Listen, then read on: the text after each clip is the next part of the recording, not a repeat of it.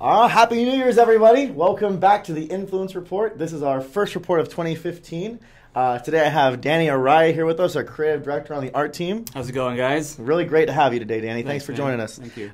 We have a lot of cool things to cover today as we go about communicating to you how it is that you can influence the game that we're making, Dungeon Defenders 2. So, you know what? Let's jump right into it. So our first segment is going to be about, actually, it's really about the feedback that you've been giving us on the balance of the game. We talked about this a little bit with Dan Haddad last week, and they've been working really hard to try to figure out how to respond to that feedback. We've gone through and rebalanced a lot of the game. We've changed the loot drops. We've actually gone through and reduced the grind of the game and put a lot more effort into the end game, the 25+ rating. I actually think it works a lot better. Yeah, the reduction of the grind helps a lot. It's way more, it's smoother. It feels less intrusive. It's less jittery. It's awesome. Yeah. So we're aiming for all of this to be in our patch, hopefully, our major update coming up at the end of the month. There's no guarantees. We really want to make sure that when we give you something, it's of high quality, but they're working hard at it. They're refining it right now, and there's some really exciting things coming up in that. So look forward to it. Actually, part of that is for in-game content, we're actually putting out our first 2 prototypes for the Incursion game modes, Commander Incursion and a Elite Force Incursion. So hopefully those will make it in. You guys have a chance to check it out. That actually leads us right into our next segment. And this is about the first influence vote that ran or ended over the holidays, and that was really about the Incursion game modes. We were trying to get information on, do we want to have more Commander Incursions or more Elite Force Incursions?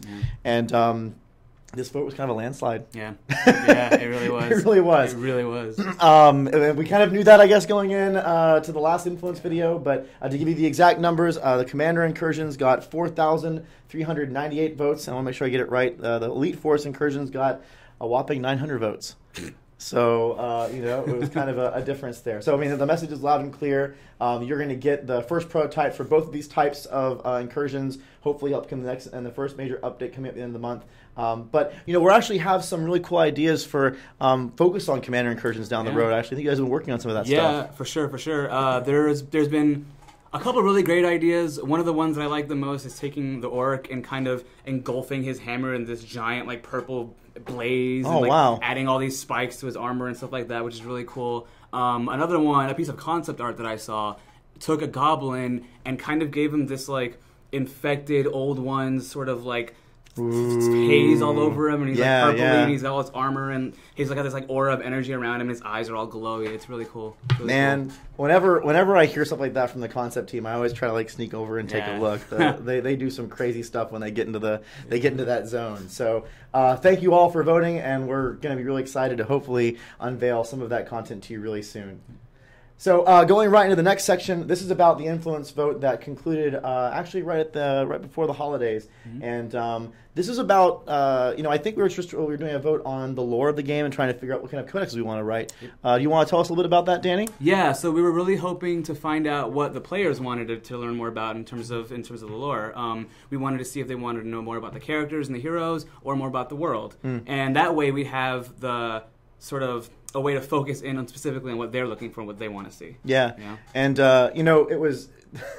I think we got a little more influence or a little more feedback from this vote than just on the vote itself. We were reading the threads and everything, and, they gave us some notes, didn't they? I was surprised because a lot of the feedback seemed to revolve around them wanting us to focus more on balance issues and tweaking the gameplay and things like that, which was surprising to me. Yeah. So just to clarify, we have a game design team, like we were talking about before. They're working on balance and game modes and designing new features. We have a programming team that's working on adding those new features into the game. Yep. Our content team is sitting there creating new legendary weapons and new armors and new levels and everything. And with regard to the content team, I think that's especially important for the lore. We need, on the content side, a lot of the decisions made in the concepts phase and all that kind of stuff revolves around the lore, how you design a map or what the feeling is of a world or anything like that. That needs the lore to be sort of the core around which all decisions are made. You Yeah. know? So it's really crucial that we have that information. Yeah.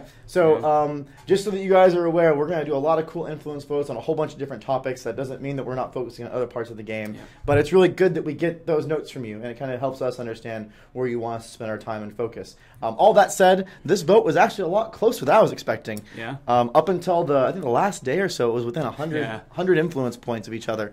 Right. But when it ended, it was actually a pretty, not big difference, but it was a difference. So to give you guys the final vote, the hero lore got 2,315 influence points voted on it, and the world lore got 3,118. So it looks like World War I. Yep.